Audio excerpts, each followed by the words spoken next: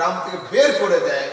আর লাইফের জন্য ওই গ্রামে ওর আসা জন্মস্থানে ফিরে আসা যদি না মুমকিন হয়ে যায় তো এর থেকে কষ্টের আর কিছু হয় না। রাসূল আকরাম সাল্লাল্লাহু আলাইহি ওয়াসাল্লাম তিনি মক্কা থেকে মদিনার দিকে হিজরত হলো। রাসূল যখন নিজের দেশ ছেড়ে অন্যদিকে যাচ্ছেন মনে কি আঘাত ছিল, মনে কি কষ্ট ছিল, কিন্তু রাসূল যখন পরবর্তীকালে তার সৈন্য নিয়ে রিটার্ন আসছিলেন সেই সময় মক্কার কাফেরদের অন্তরগুলো দুরু দুরু করে কাঁপছিল যে আজ আমার লুকাবো কোথায়। কিন্তু আমার রাসূল মক্কার জমিতে পা দেওয়ার সময় বলছেন, শোনো আনতুমুত্তলাকা,